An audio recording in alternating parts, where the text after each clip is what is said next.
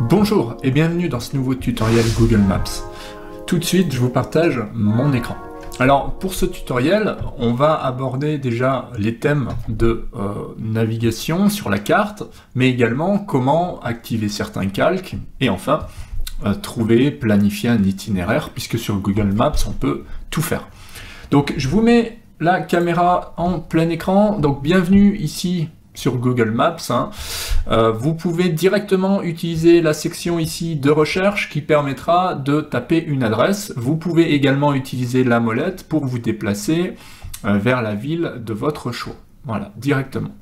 Alors, on va parler tout de suite des calques ici. Vous voyez, on a une section calque en bas à gauche qui va permettre d'activer déjà le relief. Voilà. Le relief permettra de voir que ici, si je décide de passer de ce côté-là, on va avoir des montagnes. Donc évidemment, on ne va pas pouvoir passer à cet endroit-là. Donc le relief peut être intéressant. On peut activer plusieurs calques différents. Vous voyez, là je clique directement pour passer de plan à relief. Mais on peut aussi afficher plus en cliquant ici. Je vous le conseille d'ailleurs. Donc on peut activer le relief, on peut activer les transports également. En plus, on peut activer le trafic qui permet d'éviter des bouchons. Vous le voyez ici. Par exemple, je vois que clairement, il ne serait pas intéressant de passer ici puisque, comme d'habitude, il va y avoir des bouchons. On peut voir que certaines routes sont fermées, notamment ici. Ça peut être intéressant, tout dépend ce que vous cherchez. Si vous planifiez un trajet en voiture, ça peut être nécessaire d'activer effectivement au moins à minima le trafic. Vous voyez, bon, si le relief est gênant, on peut le désactiver. On peut aussi choisir à vélo. Alors à vélo, évidemment, on va avoir plus de précision. On peut activer les feux de forêt. Bon, pourquoi pas. Ici, par exemple, on va voir qu'il y a des feux de forêt en cours ou des incendies.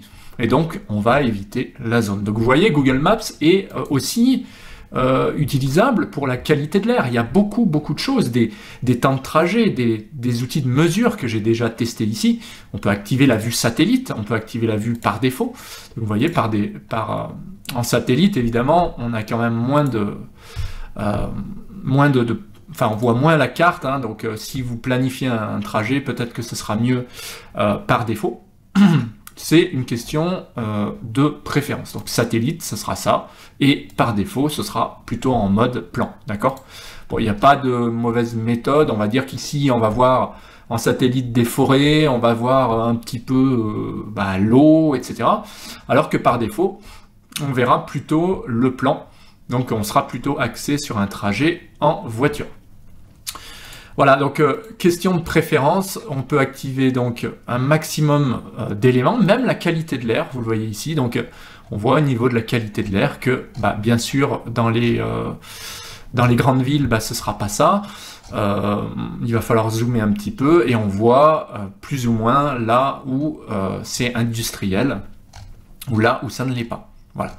Donc on voit au niveau de la qualité de l'air, ça peut être pas mal, sachant que vert, on est bon, et extrêmement mauvais, ce sera carrément en violet ici. Voilà. Voire rouge, déjà, c'est pas top, c'est mauvais.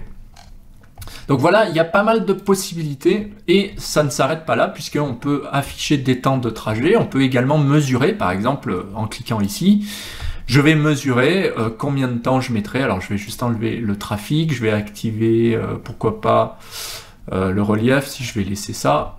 Tac. Non, je vais enlever le relief. Voilà. Tac, tac. Voilà, donc on peut quand même laisser ça, ou rien du tout, rien du tout. Je vais dézoomer, puis là je vais mesurer, par exemple, combien de temps je mettrai pour aller à Lille, donc par là, en partant de Lyon. Eh bien, il va me dire qu'il y a déjà 563 km, d'accord? Donc ça va être ici, possibilité aussi de modifier, donc je peux cliquer pour ajouter d'autres points. Par exemple, si je m'arrête à Dijon, eh bien, je mettrai 574 km à vol d'oiseau, ici, d'accord? Pour arriver jusque là. Donc je vais m'arrêter là, et la distance sera de 574 43 km. Donc ça, c'est pour faire ça, puis pour faire ça. D'accord? Il y a aussi le temps de trajet. Donc le temps de trajet, j'ai juste à cliquer dessus, ici. Et comme j'ai choisi en voiture, eh bien, il va me dire, ici, calculer une distance totale, etc., etc. Donc, je peux cliquer un départ là. Voilà. Alors là, temps de trajet. Voilà. Donc je repars d'ici et là il me dit sélectionner un lieu pour voir le temps de trajet. Donc si je sélectionne ici, voilà. Bon, il a pas, en fait c'est que j'ai gardé mesurer, donc mesurer je vais l'enlever, on va refaire la même manip avec temps de trajet ici. Donc je pars de là jusque là-bas. Voilà, alors qu'est-ce qu'il va me mettre à peu près? Ouais, alors on suppose effectivement qu'il va falloir déjà mettre la position de départ, mais ça sera un petit peu habituel. Et là, alors qu'est-ce qu'il nous propose ici? Tac. Voilà, en voiture, déjà. Arrondissement, sélectionnez un lieu pour voir votre temps de trajet. Bah, c'est le cas. Voilà, j'ai mis ici. Bref, le plus simple pour ça, je pense que ça va être d'utiliser de toute façon le mode itinéraire, hein, ça va être plus simple. Là déjà on a vu les calques, donc les calques il y a pas mal de choses. Qu'est-ce qu'on peut faire? On peut activer aussi la vue globe comme ça, voilà, vue globe ce sera plus pour ça, et sinon on désactive la vue globe, d'accord? Donc vue globe c'est comme ça, et vue atlas ça sera comme ça. Donc ça c'est une question de préférence également. Et les libellés, bah, ça sera plutôt si on active le satellite peut-être ici. Donc tout dépend ce qu'on sélectionne. Là pour l'instant il n'est pas disponible. Voilà. Ou peut-être que j'ai laissé ça. Bon, j'ai activé plein de choses. Voilà. Il faut activer satellite et vous voyez les libellés, ça va être les villes. Donc toutes les villes qui s'affichent, y compris les pays, je peux les désactiver en cliquant sur libellé. Et là, c'est clairement une vue des montagnes, des lacs, etc., du relief, pour pouvoir vous balader et trouver des choses. Vous voyez, plus vous vous rapprochez, là ici, vous allez pouvoir activer des musées, des transports, des pharmacies, etc. Donc ça, c'est les différents calques, on va dire, qui vont vous permettre de voir des choses en détail. D'accord ? Et ici, vous allez pouvoir placer le personnage, c'est assez classique, c'est aussi un système là de calque, donc si je clique ici, enfin c'est plus un système de vue, hein, de choses qu'on peut voir, comme par exemple des châteaux, des tours, etc. Il va vous mettre où ça se situe. Donc là, ça sera plutôt du côté de l'Angleterre, pour le château de Windsor, évidemment, la tour Hercule, ici. Voilà, donc on va pouvoir trouver des choses. Évidemment, le musée du Louvre, il sera là-bas. Donc ça, c'est les choses, on va dire, à découvrir. On peut placer le petit bonhomme pour voir la rue précisément. D'accord ? Ensuite, il y a le mode itinéraire, pour finir. Donc le mode itinéraire, on va pouvoir cliquer dessus pour choisir un point de départ, par exemple Lyon. Et je voulais aller à Lille, par exemple, directement. Donc on tape Lille.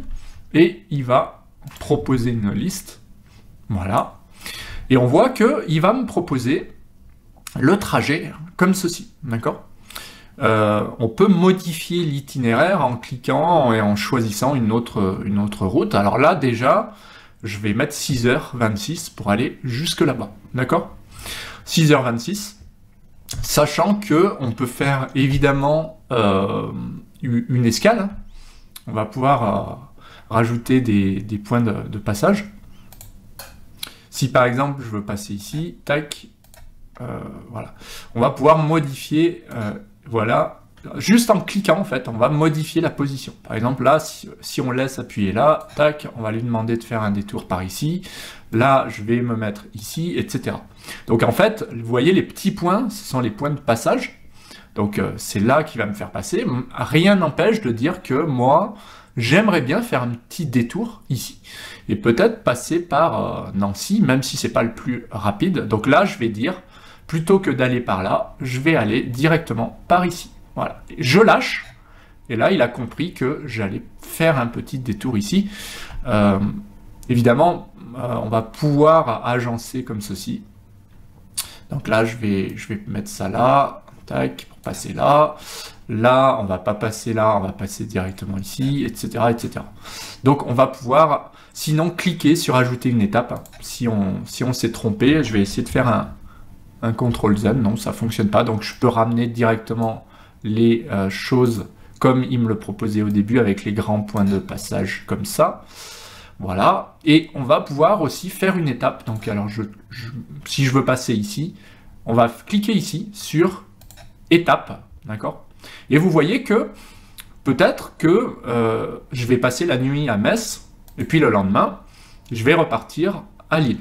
Donc ça veut dire quoi? Ça veut dire que je vais mettre 12 heures, puisque je vais m'arrêter ici, donc ça va me rallonger. Après, rien n'empêche de passer par ici. On voit que peut-être ça serait plus logique de passer effectivement par là. Voilà, ça sera juste plus logique. Bon, là, il y a un truc qu'il n'a pas pigé, je pense. Donc, à moi de ramener les points correctement. Voilà, pour le faire passer ici. Là, c'est pareil, je ne vais pas passer là. Voilà. Donc, le plus simple serait de relancer de toute façon ici. Donc déjà on va remettre ici, tac, j'ai juste recliqué là pour que il se mette à jour en fait, puisque voilà, j'ai cliqué ici, je vais recliquer là, donc là en voiture 8h20, c'est logique, je vais mettre un petit peu plus de temps, donc je vais passer par là, ensuite je vais même devoir passer par ici pour revenir ici. Voilà. C'est pas forcément le plus rapide, mais en tout cas si je veux passer par des destinations particulières, c'est comme ça qu'il faudrait faire, d'accord? Donc on peut sélectionner un coin en cliquant par exemple ici, et on va pouvoir directement ajouter des étapes, etc. Voilà. Donc en cliquant aussi sur les grandes villes, mince, donc là il a cliqué dessus, je peux l'ajouter ici comme étape directement. Donc en général, c'est ce qu'on va faire, on va passer par les grandes villes qu'on a envie de voir, même 3 ici, et on va pouvoir directement cliquer sur ajouter une étape. Donc là, voilà par exemple ce qui se passerait. C'est Lyon, 3, Metz, évidemment dans l'ordre, et enfin le point d'arrivée qui est Lille. Et ensuite, on peut relancer en cliquant, donc par exemple à vélo. À vélo, ça va être un petit peu plus long, évidemment. Et si je mets en voiture, il va recalculer le parcours, donc je vais bien passer par ici. Ensuite, on va être obligé de repasser par Metz, et ensuite on va repasser pour aller à Lille, tout simplement. Voilà comment ça fonctionne concrètement sur Google Maps. Donc ça, c'est le mode itinéraire. Évidemment, en avion, ce sera pas possible de faire ça. En tout cas, parce qu'il y a trop de points de passage. Peut-être que si je désactive tout ça et que je veux juste faire un Lyon-Lille, voilà, en avion, c'est possible, d'accord? D'ailleurs, on le voit ici. Je vais partir de Lyon. J'ai 9 heures d'avion, ici, 9 heures à partir de 156 €, et je vais pouvoir aller directement ici. Bon, après, ouais, là, ça me paraît bizarre. Mais bon, mettons, c'est comme ça que ça va fonctionner. Et en voiture, il faudrait ici 6h25 juste pour faire ça. D'accord? Donc là, évidemment, je pense que ça dépend de quand est l'avion. Hein. Je vais devoir attendre, donc d'où les 9 heures, j'imagine, ici. Et on va pouvoir, de toute façon, aller réserver sur un autre site, puisque c'est pas ici que ça va fonctionner. Et puis, de toute façon, il n'y aura pas d'itinéraire, puisque c'est pas moi qui vais piloter. Voilà, donc ça, c'est toutes les options aussi. On peut partir maintenant, on peut partir à tel moment. Pourquoi? Peut-être parce que quand vous allez vouloir partir, il y aura peut-être une route fermée, peut-être qu'il y aura, je sais pas, un problème, voilà. Donc, c'est pour ça que c'est important de bien renseigner tout ça. Et ensuite, donc là, je voulais voir... donc là non, je vais cliquer ici. Les options. Hein. Donc les options, est-ce que vous voulez passer par... est-ce que vous voulez éviter les autoroutes, les sections à péage? Voilà. Est-ce que vous voulez éviter de prendre le ferry? Bon là, on reste en France, donc il n'y a pas de ferry, mais imaginons qu'on va en Angleterre ou ailleurs. il va proposer un certain nombre de choses. On peut régler aussi l'unité de distance, bon bah, automatique, comme on est en France, ce sera du kilomètre, etc. Donc il y a pas mal d'options et il y a pas mal de choses aussi, de choses à voir. En fait, il vous propose, si vous voulez, vous arrêter pour voir une cathédrale, un musée, etc. sur la route. Donc ça, c'est assez intéressant. Et puis, on peut découvrir aussi les hôtels, ou plus. Voilà, est-ce que vous voulez passer par une banque, est-ce que vous voulez vous arrêter dans un hôpital, etc.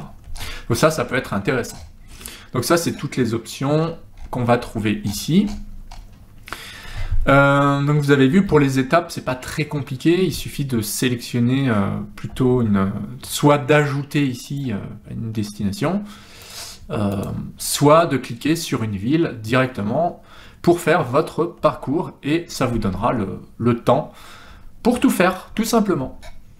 Voilà, sachant que vous pouvez aussi cliquer ici pour aller plus vite et pour découvrir les zones, les activités à découvrir, les terrains de camping sur la route, hein, si je clique ici. Voilà, alors, je ne sais pas si là il les a mis, c'est en train de charger. Et donc là, il va m'afficher sur la route, certainement, les campings avec des tentes. Donc ça rame un petit peu là. Mais voilà, évidemment, parce qu'il y a beaucoup de choses à ajouter. Donc il cherche. Et puis j'ai cliqué plusieurs fois en plus, donc ça aide pas. Et supposons que je veuille mettre de l'essence, je vais évidemment sélectionner station-service. Donc pareil, ça va se mettre à jour. Et il vous donnera les stations-service. Voilà comment ça fonctionne sur Google Maps. Et pour terminer, si vous ne connaissez pas un endroit, mais que vous voulez arriver ici, voilà, et que vous voulez voir, par exemple, ce que ça donne. Donc là, je ne sais pas s'il a mis les stations-service encore. Mais bref, peu importe, si vous cherchez un lieu particulier, vous mettez le petit bonhomme qui est ici, vous laissez appuyer, et vous le lâchez, par exemple, devant le lycée, là. Je vais le lâcher devant le lycée, tac, juste pour voir. Ben voilà. Si j'arrive par ici, qu'est-ce qui va se passer pour moi? Voilà, je vais débarquer dans un coin comme ça peut aider aussi à reconnaître. Donc on va arriver dans cette rue. Donc ça peut être pas mal. Ça peut être pas mal. Et vous voyez, au moins ça vous permet de choisir où vous débarquez. Donc ça, c'est l'itinéraire. Si vous cliquez ici, je sors de l'itinéraire et je vais rechercher directement, par exemple, Lille, centre-ville, voilà, de Lille, et je vais cliquer ici. Et là, on va voir un petit peu le centre. Et si vous avez une adresse plus précise, vous la notez. Sinon, vous mettez votre petit bonhomme à l'endroit où vous voulez aller. Par exemple, je veux voir là ce que c'est que ça. Voilà, je me mets là. Et là, j'arrive ici. Et je peux voir même les agences. Je pourrais même rentrer là pour voir ce qui se passe. Voilà, donc là, je ne connais pas. Et je me balade. Je peux regarder un petit peu ce qui se passe. Je peux aussi avancer en cliquant ici. Voilà, je peux avancer. Je peux aller voir ce qui se passe là-bas. C'est une caisse fédérale, donc je vais cliquer dessus. Voilà, pour avoir toutes les informations. Donc j'ai l'adresse. Je peux les contacter, etc., etc. Donc ça peut être pas mal.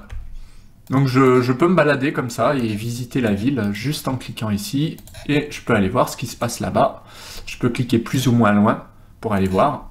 Voilà, donc là je visite, sachant que, je sais pas si je peux aller là, peut-être pas, hein. En fait on peut rester sur la route, puisque c'est quand même fait pour ça. Donc je peux suivre la route, je peux regarder ce qui se passe, voilà. Pour me familiariser avec les parkings, ici je vois qu'il y a un parking, je peux zoomer avec la molette pour lire, je peux dézoomer, et je peux me déplacer en laissant appuyer et en tournant ma souris. Donc je laisse appuyer, hein. Je me déplace, et pour zoomer, j'utilise la molette. Voilà. Ça va me permettre de regarder un petit peu ce qui se passe directement. Je vois qu'ici, je peux cliquer. Voilà. Ça va me permettre d'en savoir plus sur le Palais des Beaux-Arts de Lille. Donc je peux voir le site web, etc., etc. Et on peut aussi le partager à d'autres personnes en disant « Tiens, j'ai vu qu'il y avait ceci, je l'ai visité, n'hésite pas à regarder. » Voilà, donc ça peut être intéressant. Donc voilà ce qu'on pouvait dire sur Google Maps, hein. Vous voyez, il y a pas mal de choses. En fait, évidemment, il n'y a pas que le côté recherche, il y a le côté calque aussi. On peut utiliser une adresse récente, on peut utiliser, on peut fermer, on peut utiliser les calques, on peut utiliser les choses qu'on a vues ici il n'y a pas si longtemps, on peut télécharger l'application aussi. Et voilà, donc on a fait le tour un petit peu de ce Google Maps, on peut faire beaucoup de choses avec, on l'a vu, donc il suffit de zoomer, dézoomer, on peut cliquer pour voir un petit peu un point, pour avoir des informations, d'accord. On peut utiliser, comme on l'a vu, la recherche d'itinéraires, enfin la recherche d'adresses, et également obtenir des itinéraires, donc ça peut être intéressant. Donc voilà, on va pas aller plus loin pour ce tutoriel, on a vu pas mal de choses. Si la vidéo vous a plu, n'hésitez pas à mettre un petit pouce bleu, n'hésitez pas aussi, c'est par là, à vous abonner à la chaîne, parce qu'il y a plein de tutoriels. Et puis il y a des formations également qui sont adaptées pour le dessin et pour la visibilité, donc n'hésitez pas. Sinon, il y a d'autres tutos, il y a plein de playlists, et je pense que vous y trouverez votre bonheur. Moi je vous dis à bientôt en vidéo. Ciao!